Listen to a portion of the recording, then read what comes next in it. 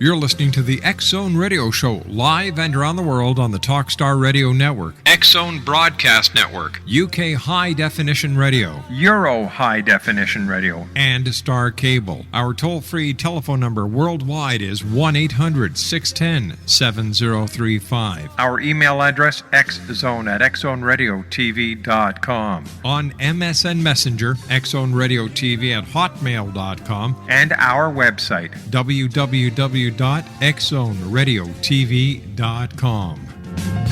Bring it home, baby, make it so.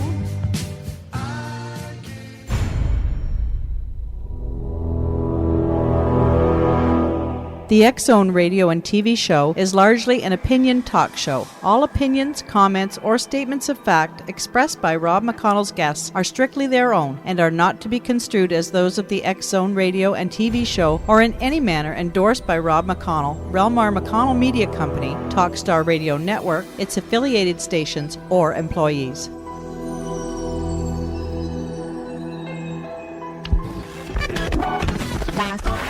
All Hit Radio.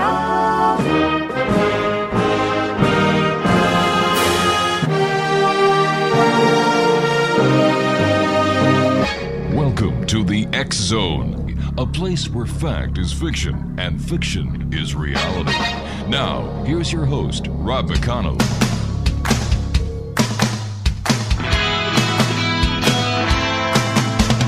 You doing that thing you do, breaking my heart into a million pieces, like you always do. And you don't mean to be cruel, you never even knew about the heartache I've been going through. Well, I try to forget you, girl, but it's just so hard to do. Every time you do that thing you do,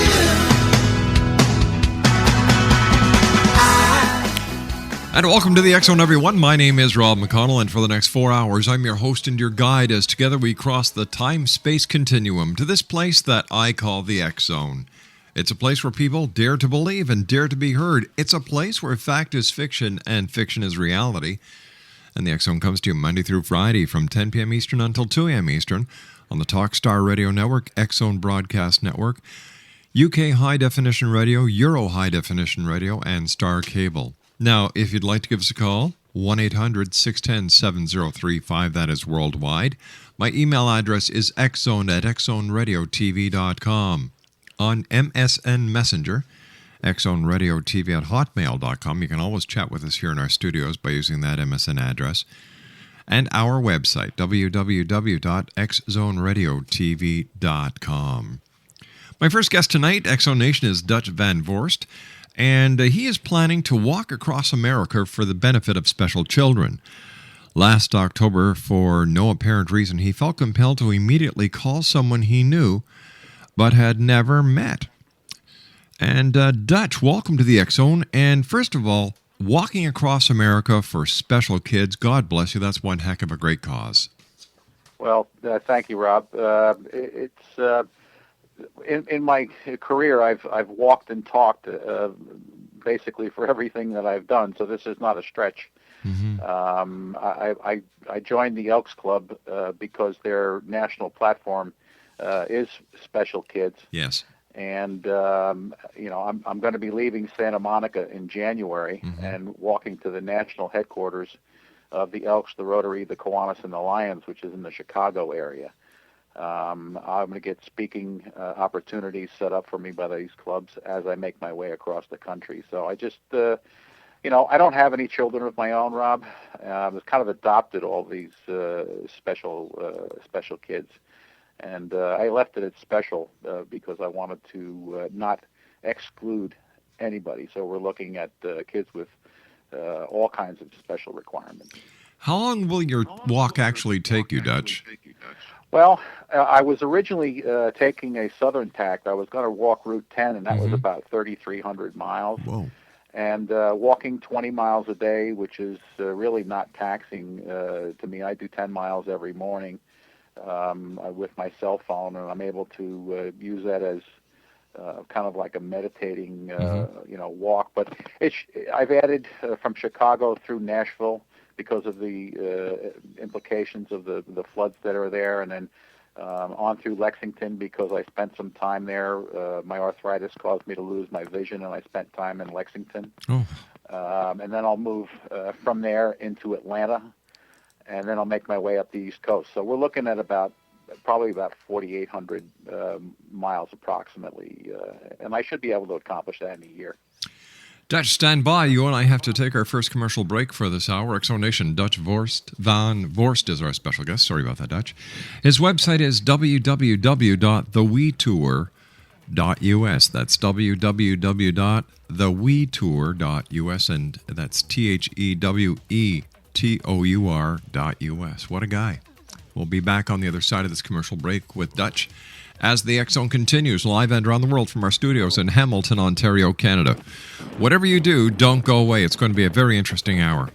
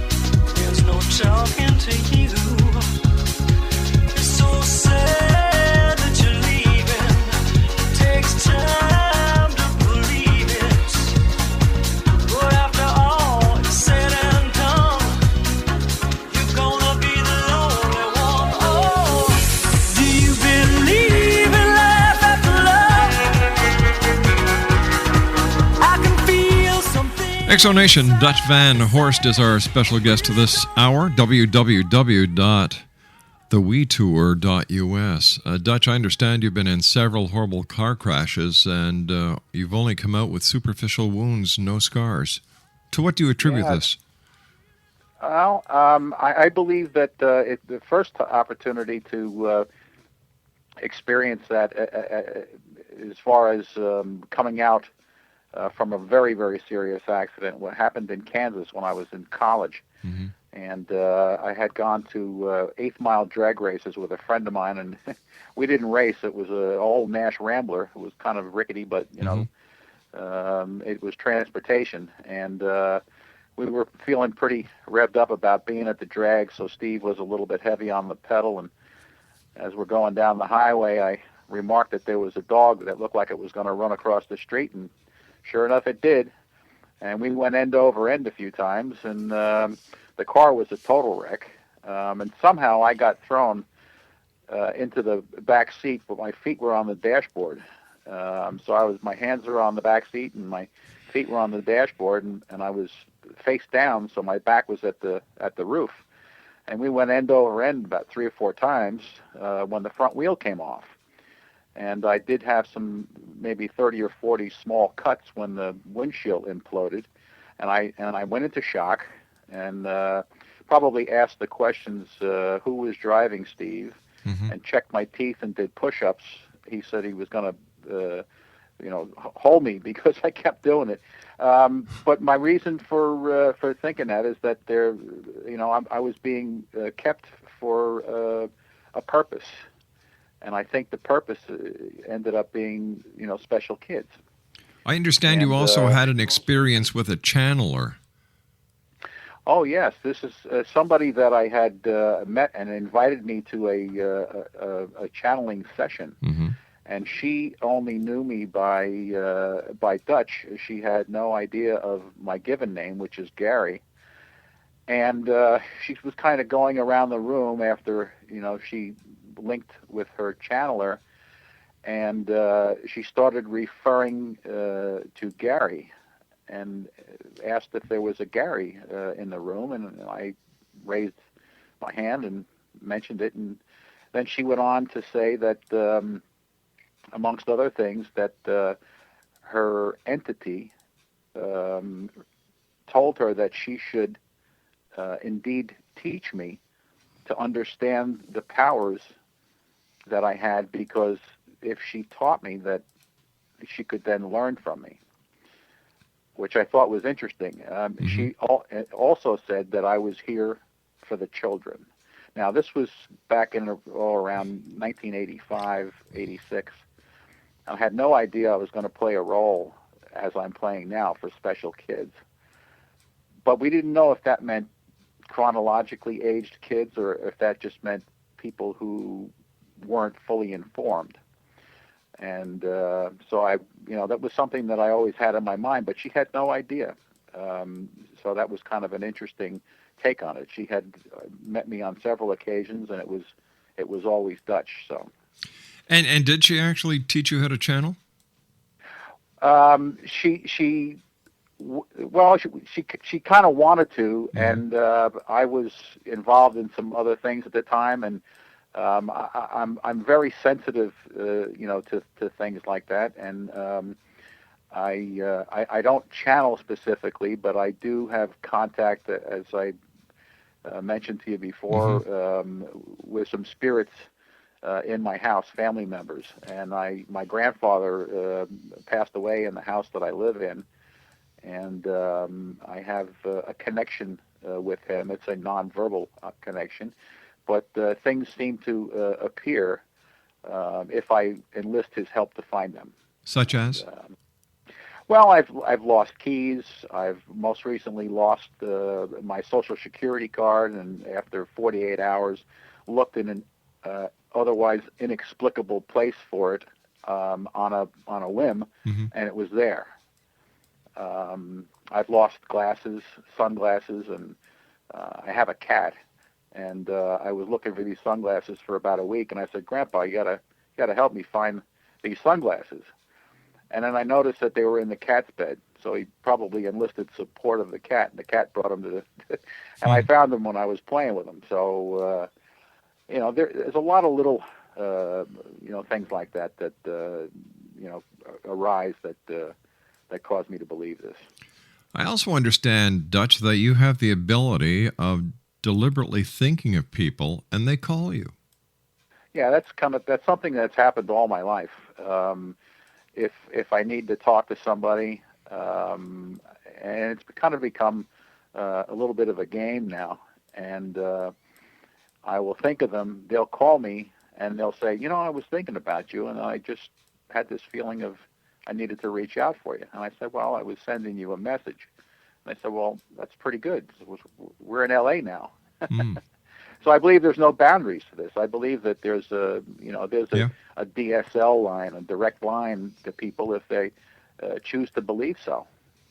How about your ability to sense danger? That's something, it's like you always know when somebody's kissing your girlfriend. It's a feeling that you can go into a place or a situation, or go into a forest or anything like that, and just know that there's something afoot, and it's that intuitive thing that kind of causes the hair to stand up on you. And you just be on the QV. And I've encountered in the northern woods of New Jersey when I was a kid that something was afoot, and I got up on a high rock, and within maybe 50 or 60 feet, a black bear came through. I didn't know it, I didn't hear it, but I sensed there was something. It's like the auras were bumping up against one another, or there was a ripple. And I sensed something was wrong. So I kind of go with my intuition. It's really served me well over the years. Would you suggest, Dutch, that other people listening tonight around the world should also go with their gut feeling, their intuition, their hunches? Well, I think it's anthropological, is that we're not that far removed from our ancestors, and they use that intuitive power to preserve their lives and the lives of their family. So yeah, I think that usually your first guess or your first hunch, or if you're trying to think of a name for something, the first one that comes up is usually the one you end up with. So if you kind of go on these, and the more you do it, and the more it plans out that way, it's kind of like it's developable. You can develop a skill. If everybody has it, some people are sensitive to it and some people are not. But I think if they have the skill to go with it, because hunches are intuition, really plays an incredible role in people's lives, and if they understand it. Dutch, I understand you had an experience with a hostile spirit in a warehouse storing theater props in New Jersey City. Well, it was hostile to some people if they wanted it to be, but I don't fear it because they can't do you any harm, I don't think. But this woman that I knew, she was an attorney, and she was involved in New York City theater, and they used to store some of the sets, off-Broadway and Broadway sets at this warehouse, and she said that there was a spirit in there, and she asked me if I wanted to see it, and of course then I wanted to go and experience it. And upon walking in and spending about 15 or 20 minutes there were several rooms where different shows were stacked, and I went into this one room and I felt a presence. I can't really explain the presence, but I felt the coolness. I felt a breeze in a room with no windows or only just one door, and there was no communication other than the fact that I asked it to produce some sort of evidence of its existence, and it didn't manifest itself to me, but I felt it moving around the room. It was like stimulating some tactile senses. I felt something brush against me, and she was clearly standing by the doorway. Her feeling of this was, I don't want to go anywhere near this because I'm scared, and I wasn't, and I think that's part of it. If you're not afraid, there's nothing to worry about. So why is it you think some people are afraid of spirits and other people like yourself don't fear them at all? Well, I think people have a basic fear of the unknown, and I think if you put yourself in that situation, if you fear the unknown and you fear this entity or this energy, which that energy never dies, it just changes its manifestation. I have no problem with it because in the years of realizing that I had a sense of them and doing a little study on it, I realized that I don't believe that there's anything to worry about. But I think it's people's general feelings of things that they don't understand causes them to be apprehensive about them. Dutch, you and I have to take our break with the news at the bottom of the hour. Please stand by. X-Zone Nation. Our special guest this hour is Dutch Van Vorst. His website, www.thewetour.us. That's www.thewetour.us. Dutch and I will be back on the other side of this commercial break with the news as the X-Zone continues. We're right here, live and around the world from our studios in Hamilton, Ontario, Canada. Once again, my email address is xzone@xzoneradiotv.com and our website, www.xzoneradiotv.com. We'll be back in a couple of minutes. Don't go away.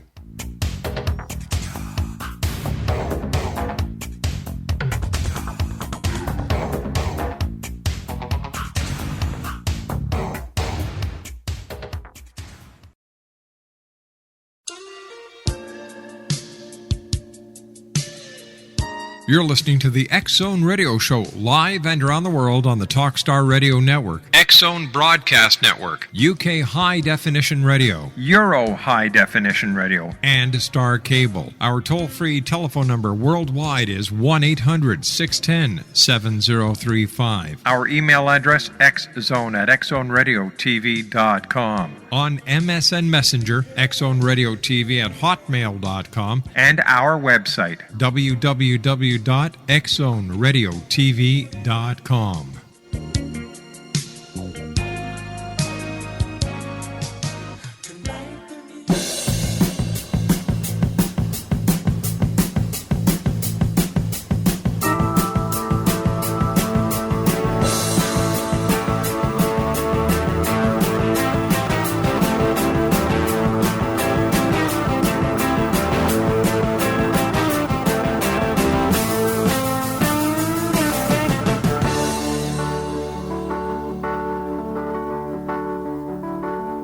And the sign said, long-haired freaky people need not apply. So I tucked my hair up under my hat and I went in to ask him why. He said, you look like a fine, upstanding young man. I think you do. So I took off my hat. I said, imagine that. Me working for you. Whoa, sign, sign, everywhere a sign. Blocking out the scenery, breaking my mind. Do this, don't do that. Can't you read the sign?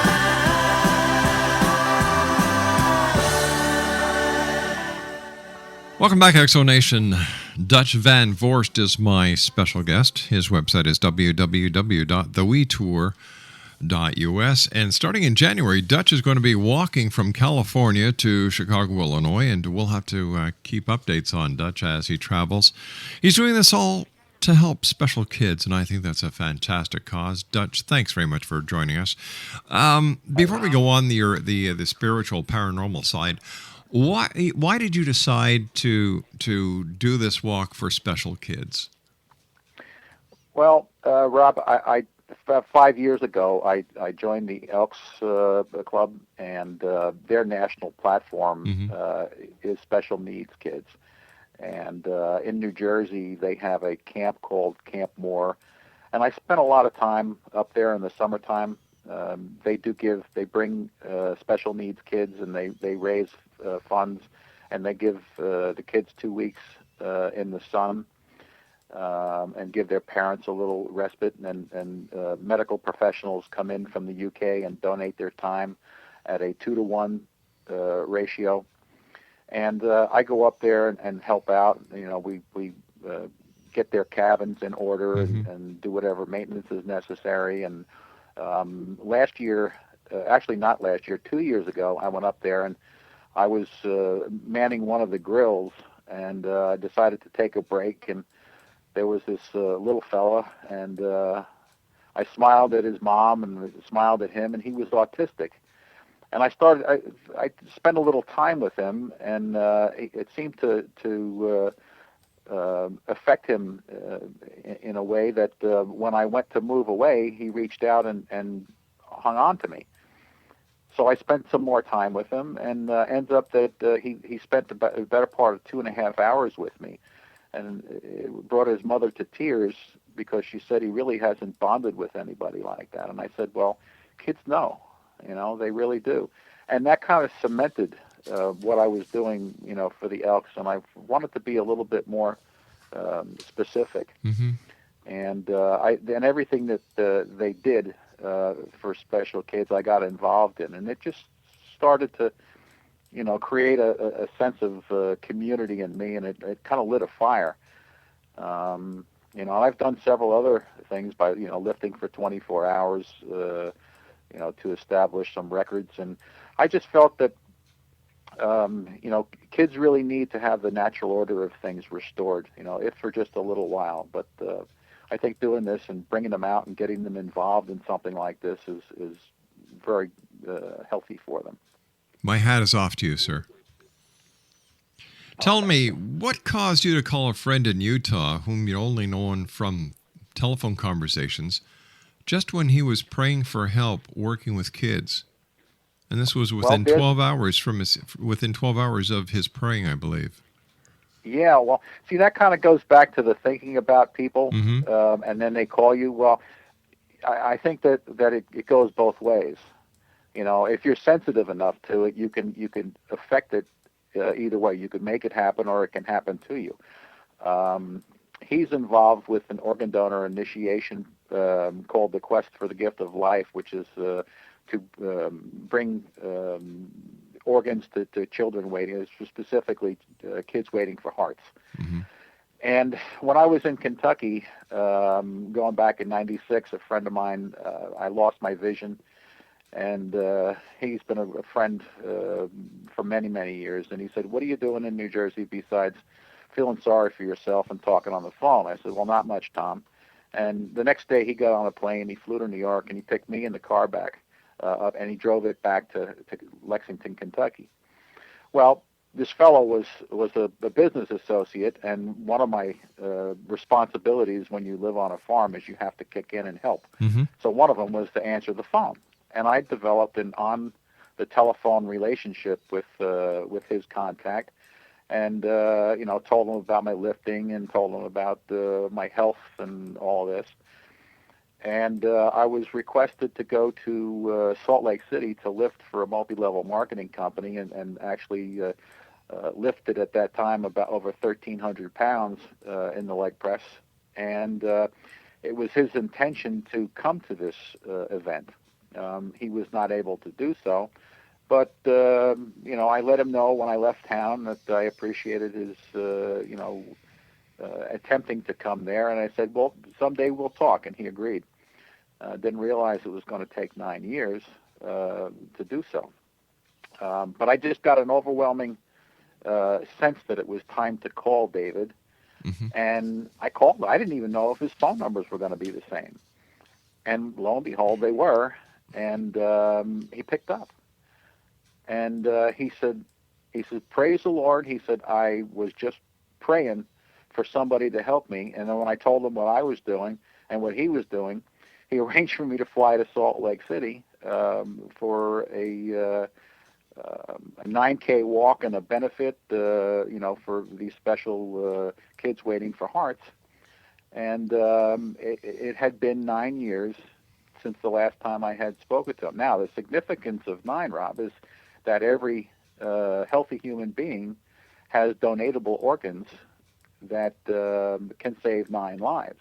So you see this number 9 has surfaced several times. We have, but when I went out there, I hadn't met him. And when he met me in the lobby of the hotel, he said, well. He said, "My old new friend that I've never met." And he says, "I think that we'll be in each other's lives for the rest of our lives at this point."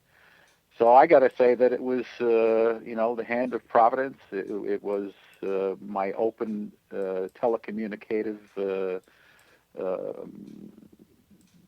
string of thought streaming, or whatever you want to call it, that caused me to call David just at that time. There's no real explanation. Do you have any idea how many children in the United States are waiting for hearts? I don't specifically have heart information, but I know there are probably close to 150 or 200,000 kids waiting for various organs right now. God bless them. I have to think that the heart is a very much sought after. So there's probably got to be 8,000 to 10,000 kids that are out there waiting for hearts. I was introduced to one. Her name was Cadence, and she was 2.5 years old. And she got a heart, and there was a fellow that came in from San Diego to sing. And because she was intubated, she had trouble speaking, so she learned to sign at 2.5 years old. And this singer that came in, Carl Anthony, he was also a signer. And the group that was assembling there, they introduced her, and he sang a song to her and taught the crowd of about 500 people how to sign the lyrics of the song. So she was signing, he was signing, and he taught the audience to sign. It was a very precious moment. The more I do the show, the more I realize that there are more people doing more things for other people than anyone ever imagines. Well, I think you're right, and I think it's all a matter.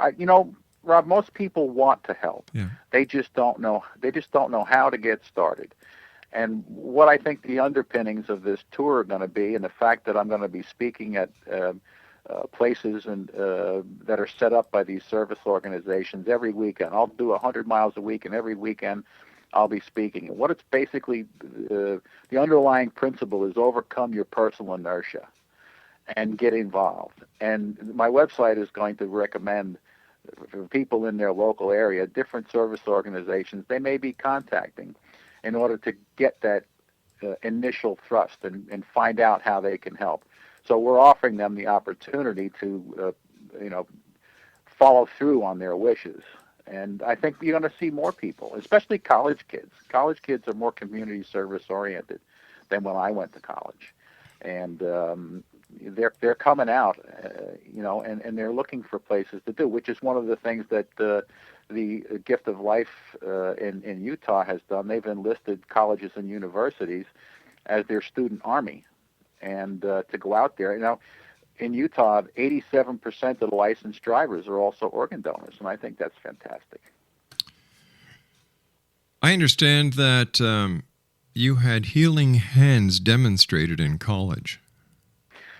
I was introduced to a fellow whose father was a physician in Cuba before the embargo, before Castro came into power.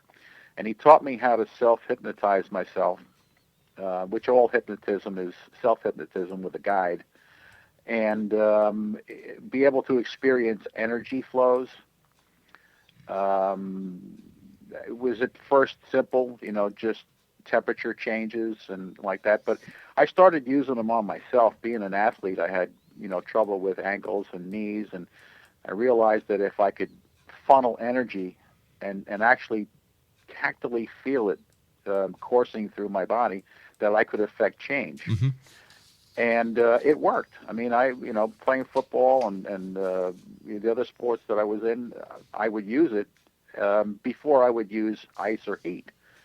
And I actually got good enough to it that I believed that I was able to control it, that I tried on a few other people with similar injuries that I was playing with in these different sports, and it worked for them too. So whether or not it was psychosomatic or not, it seems to work, and to this day I can still do it. If I injure myself, I dilute the pain by laying on my own hands and coursing some energy through it.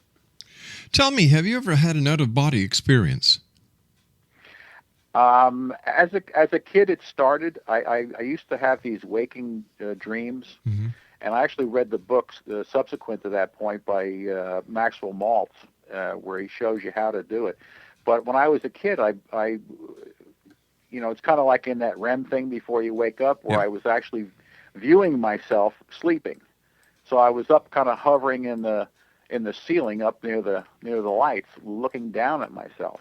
Now I had another experience where it is going to sound crazy, but I had a little. I was probably about 6, 7 years old. I had this little toy ship, and it was something like one of those squeezable change purses. Oh yeah. And I would kick it up against the wall, and it would open up like we were putting change in, except I would get in it. And it would take me up above the house and basically let me know what my general geographic area looked like. I had no way to verify, what this was, because I had never flown over it until back in 1980 when I got to go over my area with a friend who was a pilot, and they took me over the area, and I had a recollection of what the area looked like, and it was exactly as I had dreamed it would be, or had experienced through this out-of-body experience. Why do you think you are so spiritually inclined and that you're able to communicate with spirit and have the type of paranormal experiences that you've had over the years? I think because I allow it to happen. I think it's available to anybody, and I think it's stronger in some people. But I do think if you can recognize it and put your finger on it, that you could enhance it and you could develop it. It's all in a matter of, everybody's had deja vu. They think they've Sure. been there before. Well, that's kind of the same thing. If you think that, if you feel that, you can develop that. And I just think it's there for anybody. I just happened to sense it at an early age and have been in and out of it. And probably the last 10 or 15 years, well, probably since I lost my vision. When I lost my vision in Kentucky, and my other senses seemed to heighten, to take the place of the fact that I couldn't see. And it seemed to develop even more. It's like I know when phones are going to ring. I've also picked up the phone before before the phone has rung, and there was somebody on there I wanted to speak with. I mean, and that's really unnerved the party that was calling me. I imagine so. But I just think it's something that people can develop. If you think you've got any kind of ability, go with it. Don't be afraid of it. Try it. It's not going to hurt you. Dutch, you and I have to take our final break for this hour. X-Zone Nation, Dutch Van Vorst is our special guest this hour. His website is www.thewetour.us. That's THEWETOUR.us. And Dutch and I will be back on the other side of this break as we wrap up this hour here in the X-Zone, live from our studios in Hamilton, Ontario, Canada. Once again, our email address is xzone@xzoneradiotv.com and our website, www.xzoneradiotv.com.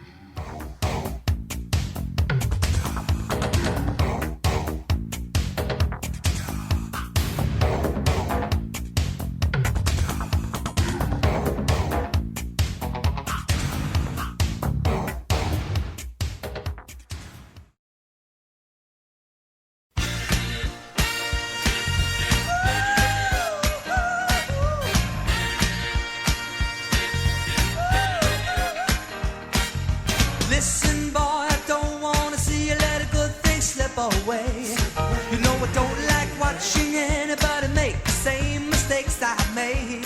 She's a real nice girl and she's always there for you. But a nice girl wouldn't tell you what you should do.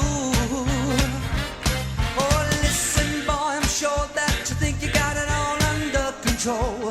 You don't want somebody telling you the way to stay in someone's soul. You're a big boy now and you'll never let her go. But that's just the kind of thing she ought to know. Tell her about it. Tell her everything you feel. Give her everything. All right, X-Zone Nation, I'm sure over the next year, especially in January, you're going to hear a lot about our guest this hour. That's January 2011. His name is Dutch Van Vorst. And he's going to be walking all the way from California to Chicago, Illinois. And Dutch, once again, tell us about your tour. Okay, well, I'm going to be leaving in January, like you said, from the Santa Monica Pier, and I'm going to drop down into Phoenix to be officially initiated into the Rotary, the Lions, and the Kiwanis clubs. And then from there, I'm going to pop back up on the Mother Road, Route 66, and head towards Chicago. And in Chicago is the national headquarters of all the four organizations that I'm currently with. And then from there, I'm going to take a turn south. I'm going to go down through Nashville, from Nashville to Lexington, Kentucky, which is, my old Kentucky home. Mm-hmm. And from there down to New Orleans, from New Orleans to Atlanta, and then up the East Coast. And, the purpose of this is to raise awareness and much-needed funding for kids with special needs kids. And that covers, I left it at special kids because, it's not only the obvious things, but also, missing kids and abused kids and children of fallen heroes from the Afghanistan and Iraq War. We're working with some people, with regards to that. So while I'm walking, we're going to live stream. I've got a small company that's looking to be promoted. Mm-hmm. And they're willing to live stream me on the internet, so I'll promote them, which is, I think, just off the charts generous, because I realize how much that costs to effect. And I'm going to do speaking opportunities set up every weekend. It'll be 100 miles a week, approximately 4,800 miles in total. And if I do 100 miles a week, I should be able to clear it in a year. I'm not completely, stuck in a year. Just whenever, Sure. How long it ever takes. Dutch, let our listeners know what your website is one more time before we say goodbye. Yes, it's www.thewetourus.us. Dutch, I want to thank you so much for joining us. I admire you, and I wish you all the best of luck, and we'll be chatting with you before you take your Cross America tour. But until then, my friend, take care of yourself. Thank you very much for joining with us and sharing with us. Thank you, Rob. Exonation, once again, that was Dutch Van Vorst. His website is www.thewetour.us. That's www.thewetour.us. I'll be back on the other side of this commercial break with the news at the top of the hour at 6.5 minutes past as the X-Zone continues from our studios in Hamilton, Ontario, Canada. Our toll-free number is 1-800-610-7035. My email address is xzone@xzoneradiotv.com. On MSN Messenger, xzoneradiotv@hotmail.com. And our website, www.xzoneradiotv.com. For all of you who've been asking, what happened to Paragators? Well, production starts very soon, and I'll have more information on the Paragator website at www.paragators.org. I'll be back after the news. Don't go away.